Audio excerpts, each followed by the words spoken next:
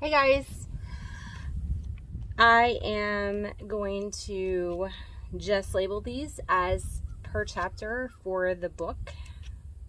Hopefully that's not confusing. And yeah, surprise! Chapter number 3 right now. So I don't lose it or delete it accidentally or something. So this is chapter number 3 of the book, Unlocking Your Family Patterns. And if you've never followed or read any of Henry Cloud's stuff, oh God, let me tell you, it has helped me so much learning to set boundaries. Chapter 3, Jesus had family issues too. It's good to know we're not alone, right? Theologists call it the mystery of the incarnation. We ordinary Christians call it both wonderful and puzzling. Wonderful that Jesus shed his heavenly glory and came to earth to accomplish salvation, and puzzling because it's hard to recognize the homely details of Jesus' 33-year ministry on this earth.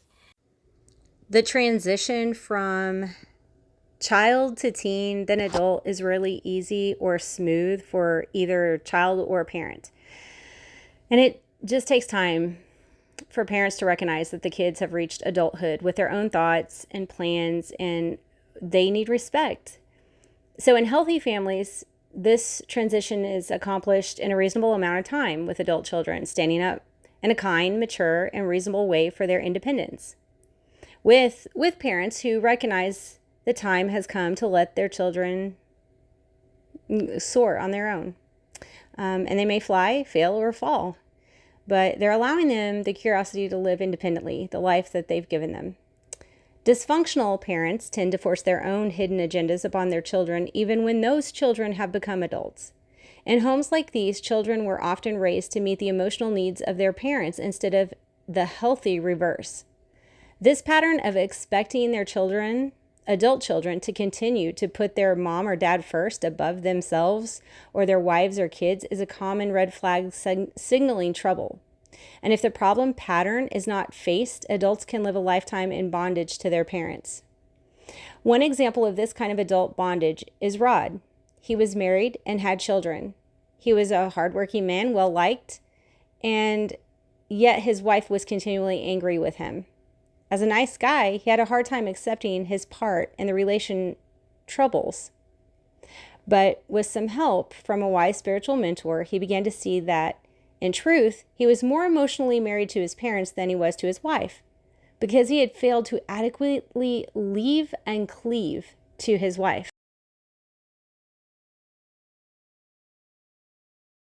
So Rod's dad was depressed, and he was always there to listen. His mom was upset with his dad, and anytime there was conflict, he was right there. If his brother called, he was usually angry at the dad, or there was family fighting and feuding going on. And Rod would always listen and then try to fix the problem and bring the family back together. His custom was to give his parents and brother advice, then bail them out emotionally so they felt relief.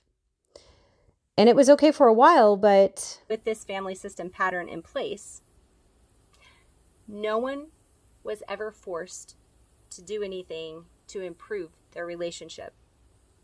No one was ever forced to grow. They just used Rod as an emotional dumping ground, and he had been fulfilling this role since he was young, and the various family members knew their roles. There was typically family system style arrangements within dysfunctional families without intervention. The emotional merry-go-round would continue to spin and spin. After appeasing the current needy family demands, like he was too tired for his wife and kids, too tired for his own. It drained him emotionally. Like he spiraled into depression is what happened, and then it would take him a while to come out of it. But it left her feeling second. It left her feeling angry, like he was not connected with her. The solution was for Rod to emotionally divorce his parents so he would not end up in divorce with his wife. Perhaps divorce is a bit of a strong term because it doesn't mean that he would totally cut off his relationship with his family, but it does mean that the relationship would have to change radically. He could no longer pick up his parents' pain. He had to learn to let them carry their own hurt themselves. It was their hurt to carry, not his. Can anyone relate to this? It was hard for Rod to learn this lesson because he'd been carrying the family burden since childhood. As he got honest, he admitted he was in a fixer role, and it made him feel important.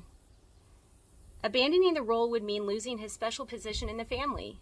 In addition, since others would no longer be taking up all this emotional energy, he might have time and space to look at his own inner self and begin his growth journey. And that was scary. He had been so busy solving everyone else's problems that he had never focused on his own. After much time and mentoring, he was finally able to say in conversation with his dad, "I don't want to listen to you talk about your problems with Mom. You should talk to her about them. Let's you and I talk about us." Rod's honesty didn't mean that he did not love or respect his father. All it meant was that he was refusing to carry his father's burden. With a simple communication, Rob liberated himself, freed himself from this bondage. I interjected that. And this habitual negative pattern.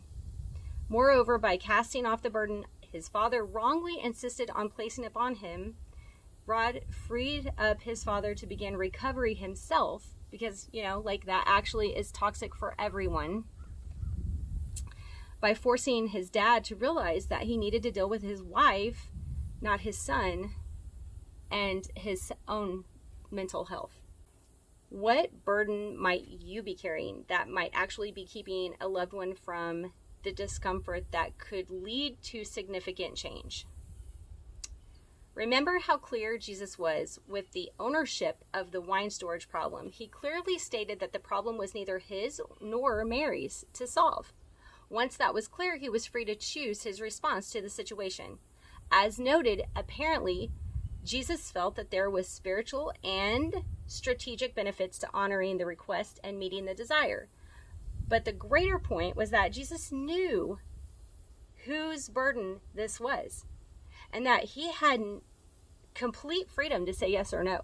After Rod got clear on whose burden was whose, he could then make choices to help out himself and his family by saying no without guilt or manipulation or feeling shame, an adult-like freedom. Carrie struggled with hidden agendas in a different way. Her parents' marriage was not a close one. Although open conflict was rare, there was a distinct emotional distance between them. Even though Carrie was a single adult woman with her own career, she could not bring herself to move out of her parents' house. And this was a problem. Because she was filling a need and a void in their life that they were not addressing.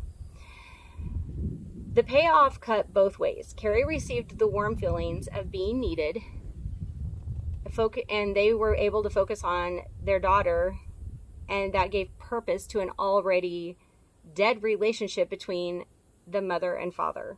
As long as she met the needs for them, they wouldn't have to face their marriage and those problems. Yet, Carrie was totally in the prime of her life.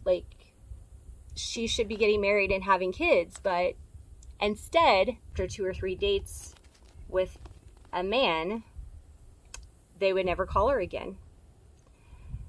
And it wasn't until a friend commented to her, "I wonder if you are somehow telegraphing to these men that you are dating that you're already emotionally committed." A light bulb came on in Carrie as she recognized the truth of that observation. Carrie's bargain with her family system was to stabilize her parents' marriage. In return, she felt special. She got to feel needed. She felt great. She was comfortable. In my words, she was comfortable. And it's uncomfortable to get uncomfortable. When Carrie became aware of this hidden agenda in her family, it was scary. She was afraid to talk to her parents about it, for fear that they would divorce. They had been her family job all these years. So, like, this is emotional trauma. Like, this is emotional stress that absolutely does not need to be there. Brought on by her parents because they didn't say, hey, Carrie, it's fine, go on, and deal with their own relationship together. Her mother admitted she didn't want Carrie to move out.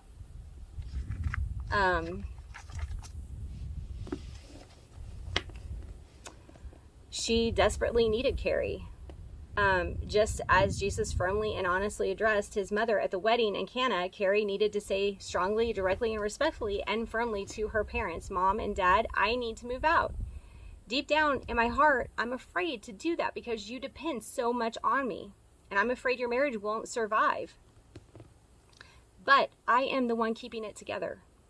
And that's not right. I shouldn't continue to play this role. And she honestly shouldn't continue to have that burden put on her. Eventually, Carrie moved out. When she did, her parents' relationship did indeed deteriorate. Their arguments became more frequent and more heated. Her mother had several crises that were really just an attempt to get Carrie back, or to get Carrie to give her the emotional support. It was manipulation, okay? Like, and not blaming her mom because this is all she knows. This is what she's reverted to all the time instead of getting help and getting healthy. Eventually, Carrie learned not to feel guilty for the turmoil her parents managed to get themselves into and to let them carry their burdens by themselves. Amazing, isn't it? When we realize there was potential tension and conflict in Jesus' human family. But we need not be surprised, for in Jesus' human family, there were only one divine member. I think we often let some of Jesus' divinity rub off on Mary and Joseph and let the color our reading of passages involve his parents. We know that the perfect son never even got close to interacting with his parents or other family members in a dysfunctional way, yet there were occasionally less than perfect responses to even events from among his human loved ones. There was nothing bad or shameful in what happened at Cana between Jesus and his mother. It was a normal process that needed to occur between Jesus and his family.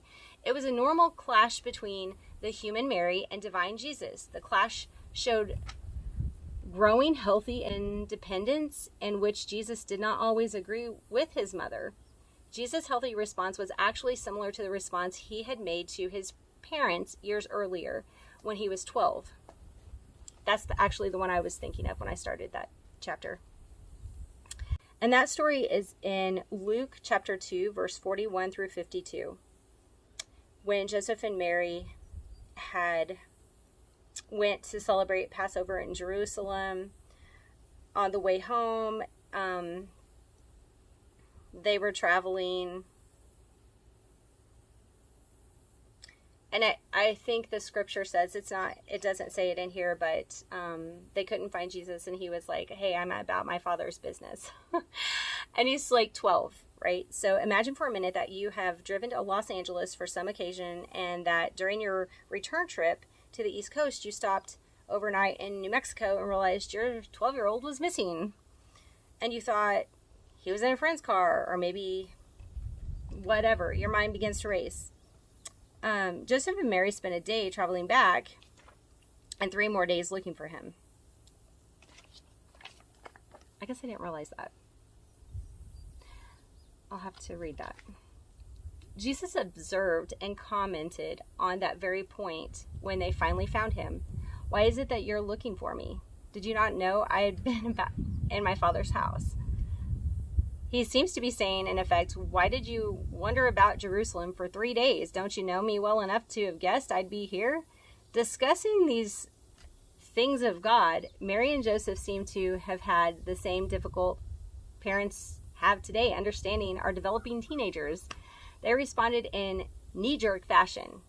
What they needed to do was in tune to their son's motivations and interests, to try to understand the unique person in missed and not let their own dreams and aspirations or busy agendas overlook who he was. When Mary and Joseph finally found their son, Mary uses a shame-based accusation in her first words with him. "Why have you done this to us? Your father and I have been frantically searching for you everywhere."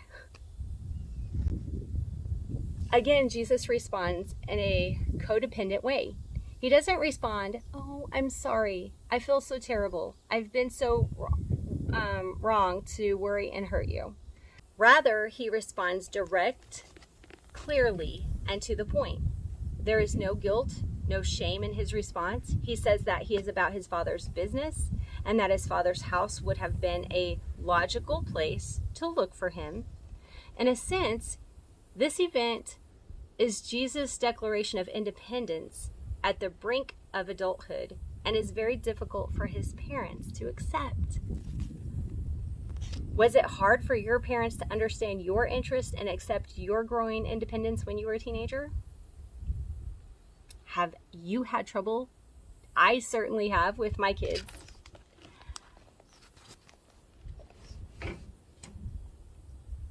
To illustrate, let me share the case of Valerie, a 15-year-old Christian girl whose parents brought her in for a counseling session. The problem, explained the parents, was that Valerie's obsession with boys was getting out of hand. Valerie didn't seem to be acting abnormal with boys. In fact, she was not even pressuring her parents for permission to date, as many 15-year-olds were. Yet her parents continually were convinced that she was becoming sexually active, and they grilled her, would keep her home from school events. They were constantly imagining her being in all these situations, and she was actually not. And, sometimes kids are, but this girl was not. From Jesus' courageous example of facing up to shaming parents, we can take heart to face our own family dysfunction straight on. One such person who learned that it's okay to face crippling problems directly was Jessica. I totally skipped something. They were parenting out of fear because, come to find out, they had their own issues that they had not dealt with, their own personal traumas, and they were sexual abuse traumas. So they were putting a spin on their parenting of a young, healthy, vibrant Christian daughter, Valerie, because of what they had struggled with and not addressed. So they weren't in a healthy place to be able to see it in a different way. Does that make sense? I'm really ad-libbing here. If you're following me in the book, I'm sorry. From Jesus' courageous example of facing up to shaming parents, we can take heart to face our own family dysfunction straight on. One such person who learned that it's okay to face crippling problems directly was Jessica. This story reminds me of Jeff and I. Jessica grew up as a person whose mission in life was to please and take care of everyone. It was as though she had neon signs above her forehead saying, "I'll serve you. I'm a people pleaser. I do everything. Pick me." I'm totally ad-libbing. When she married Bill, she was attracted to his strong Christianity, commitment, and his manly strength. She felt safe with him, which is something she had never felt growing up. But as time progressed, she discovered her perfect man had problems with alcohol and porn. This frightened her, and she didn't know how to react. Her pastor emphasized that she should simply stay submissive and love her husband and to reform. So she doubled up on her efforts. She tried really hard to be perfect. She went into hyperactive service in the church. If someone needed something, 1,000 cookies, she would bake them. She was, what's her name? I started to call her Becky. Ready all the time. Ready. Becky ready. Jessica ready, I think. As her husband's issues, which were not the same as mine, but as his issues progressed, his demands on her became more intense. She became an object to him, which grieved her. In the meantime, she became cold towards him. If she couldn't see that her cold feelings were a normal response to an incredibly insane situation.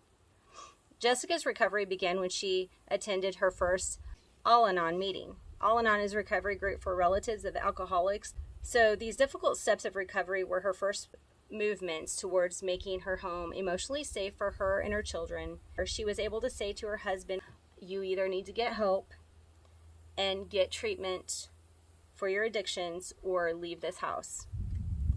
A strong statement, true, but her husband, who had been abusing Jessica and her kids, did enter treatment. That very day, actually. Jessica's direct approach to addressing problems brought recovery for her family. So I'm just skipping on down a little bit to the point in Jesus' ministry when the special time came that he selected his team of key men, his disciples, and his ministry was starting to take shape and gather momentum. As he took these important steps, he separated himself further from his family and marked out his chosen course in life. He was following God the Father and his special call on his life, but the change was traumatic for his family members, which is so relatable to me. It was traumatic in the fact that they came to collect their kinsman since he had obviously lost his mind, right?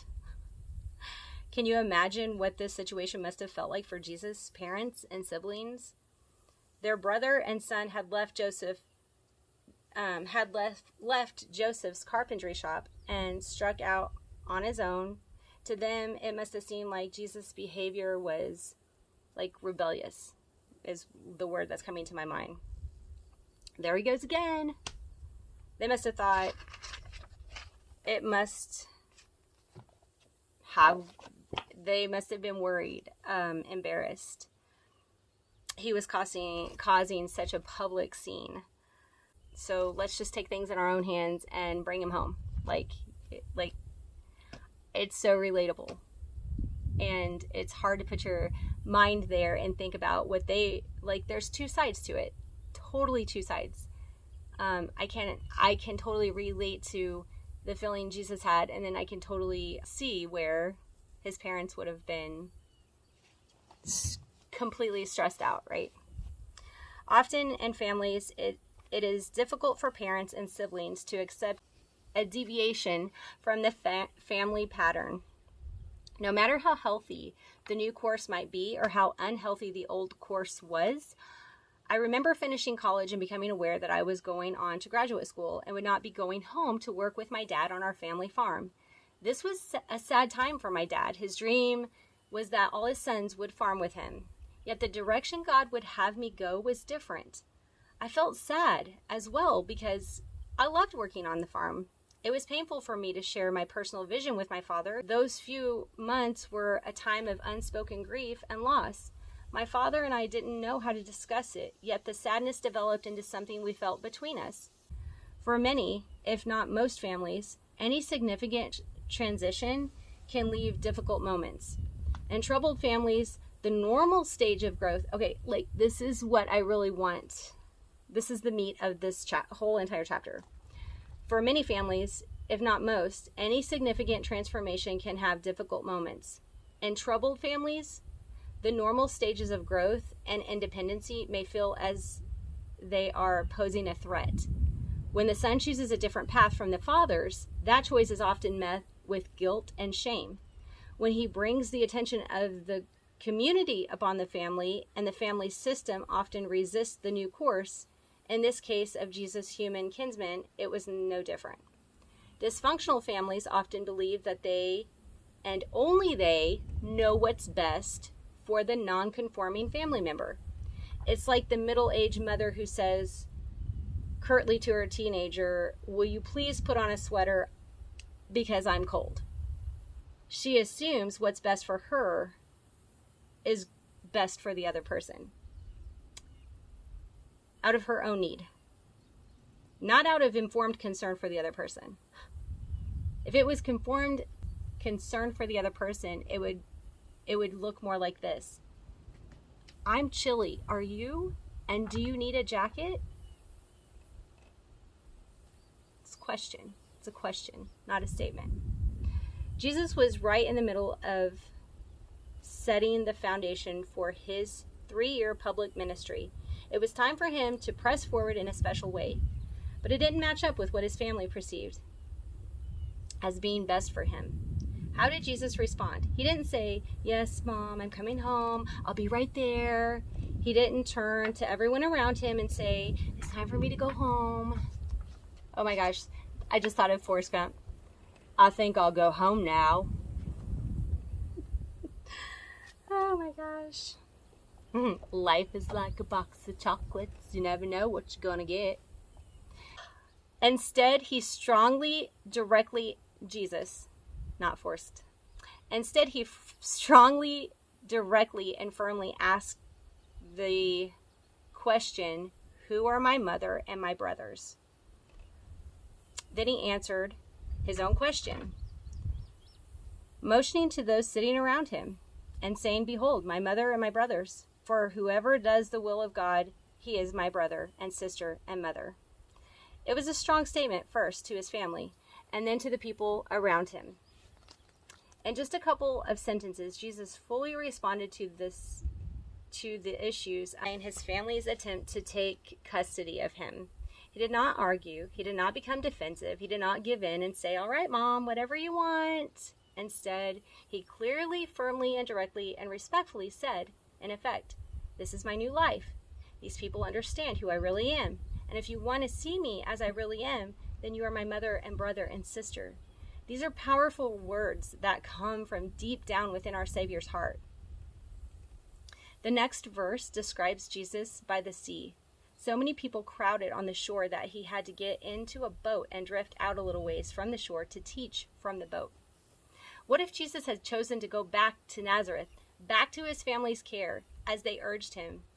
God the Father had a different plan in mind for Jesus, and he was determined to follow it. Jesus acted authentically in honest accord with who he really is, and took the bold steps necessary to fulfill God's call on his life. We should follow his example regardless of how shrill the cries of a troubled family member who want to hinder our growth are. They want to pull us back into old patterns of behavior and thinking. And we can honestly tell them, just like Jesus did, that true family are those who respect and acknowledge God's calling on each individual life.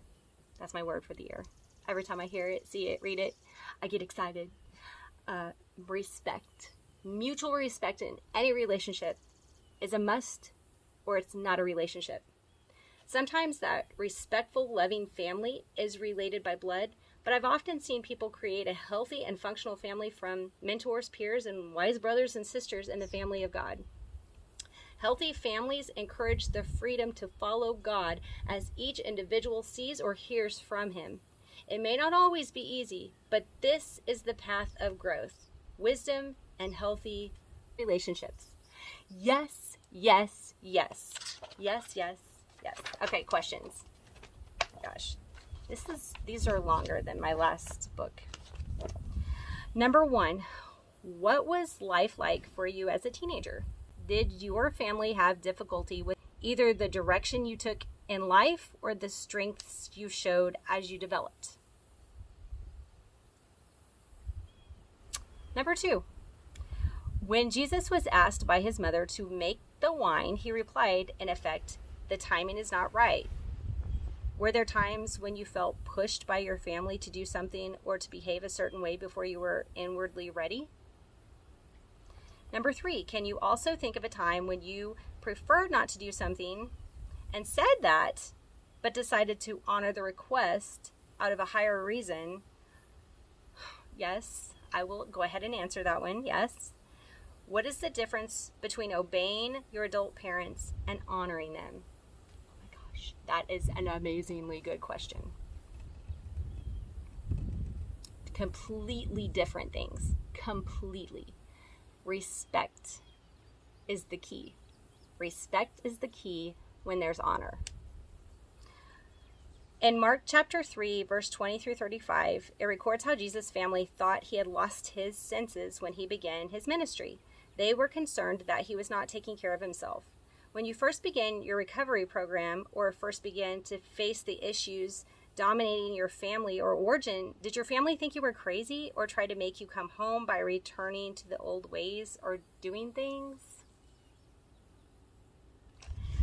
And you know why? Actually, the next chapter is going to get into that, but it's fear. It's all fear. Like, when you do something that's a little bit different, it's not that they don't love you. It's not that they're freaking out because they're mad. Well, sometimes. But most of the time, it's just fear. They don't understand and they don't know what to do. So instead of trying to understand and getting help to know what to do, they either do nothing or get mad. Anyway, that's it. See you guys.